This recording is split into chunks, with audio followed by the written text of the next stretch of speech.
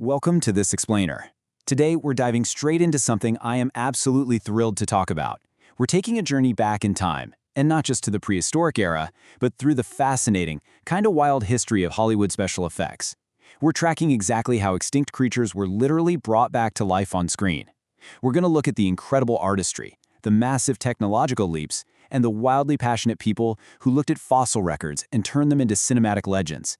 So get comfortable and let's start unpacking how these dinosaurs were resurrected right before our eyes.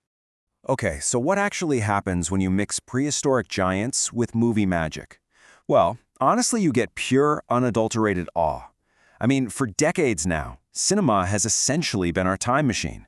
It lets us witness creatures that haven't walked this earth for millions of years, and it taps into this deep-rooted, almost instinctual fascination we all have with the unknown. Like, we know they existed, right?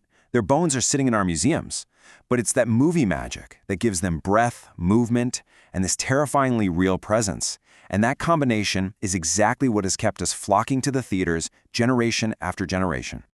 But here's the thing, and it's something people often overlook. These movies are way more than just popcorn entertainment. They are, fundamentally, incredibly powerful educational tools. You know, they ignite a kind of imagination and curiosity about science and history in a way that, let's be real, a textbook simply can't. By visualizing these complex prehistoric ecosystems, from lush, dense jungles to wide-open, arid deserts, they make the whole concept of evolution incredibly engaging. When these films actually nail the facts about dinosaur behavior and diets, they become this amazing gateway. They spark lifelong interest in paleontology, giving us a chance to actually learn something while we're sitting on the very edge of our seats.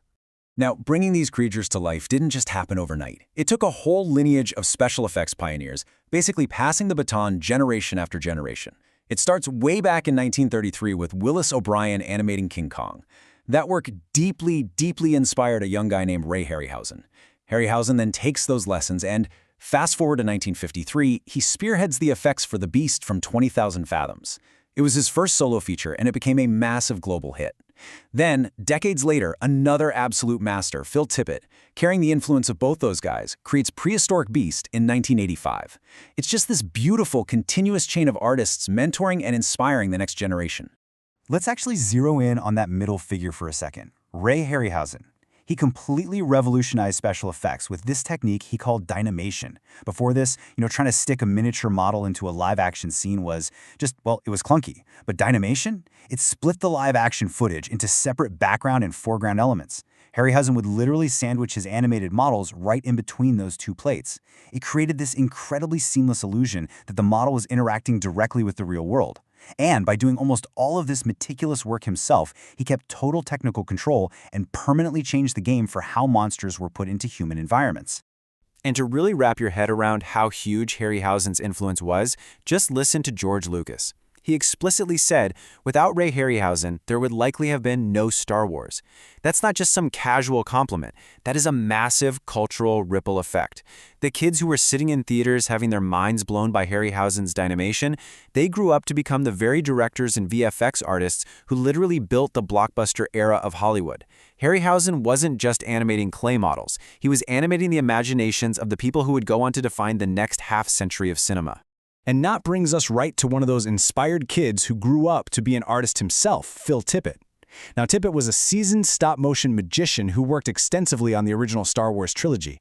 But man, after years of grueling work on those sci-fi epics, he just needed a break. He actually took 9 whole months off to build his very own stop-motion short film, literally right in his garage. He wanted to go back to his childhood roots, to the exact thing that made him fall in love with stop-motion in the first place.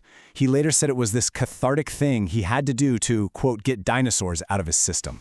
So that personal garage project ended up becoming a short film called Prehistoric Beast.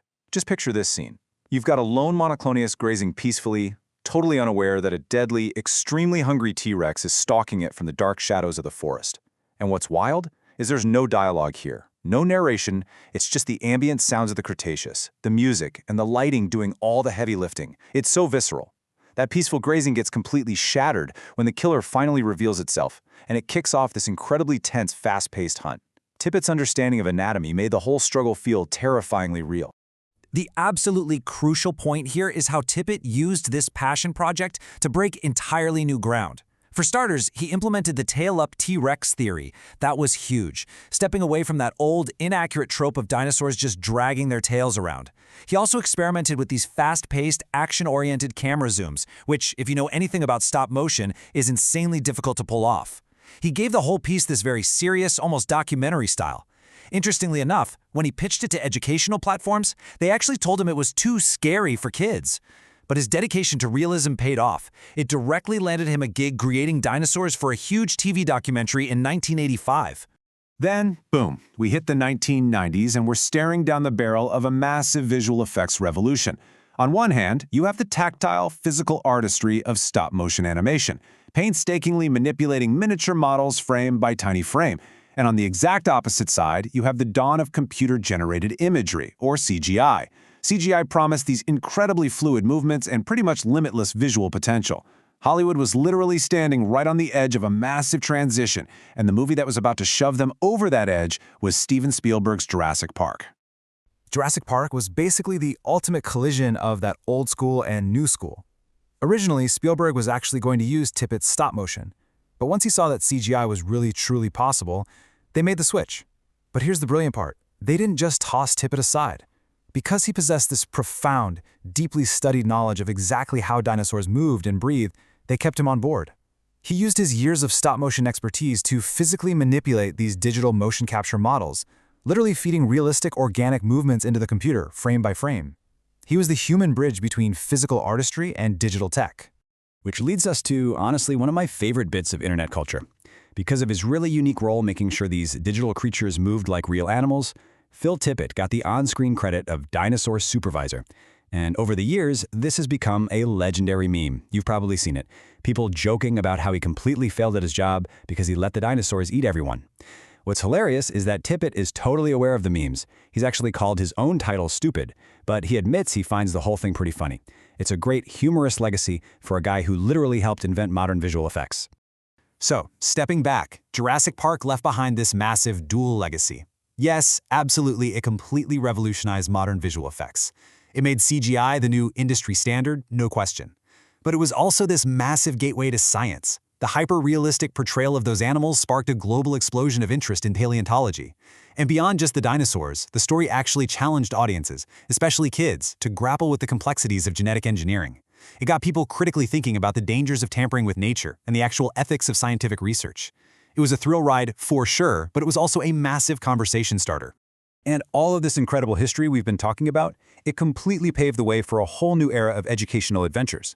Think about films like The Land Before Time in 1988, which use beautiful traditional animation to teach kids about resilience and survival. Then you have Disney's Dinosaur in 2000, seamlessly blending CGI characters right into real live-action backgrounds. And jump to 2013 with Walking with Dinosaurs, which used a documentary-style format and cutting-edge tech to show us the late Cretaceous period like never before. Every single one of these took the tools built by the pioneers we just discussed and used them to inspire the next generation. To wrap up this explainer, I want to leave you with a thought. As technology continues to evolve, moving beyond traditional CGI and into things like virtual reality, augmented reality, or even AI, how is the next generation of movie magic going to reshape our understanding of the prehistoric world? I mean, we went from miniature clay models moving frame by frame in a dusty garage to photorealistic digital beasts that literally make us question reality. The tools are always going to change, but that underlying desire we have to learn, to explore, and to just stand in absolute awe of these ancient giants, that is never going extinct. Thanks so much for hanging out with me, and keep exploring.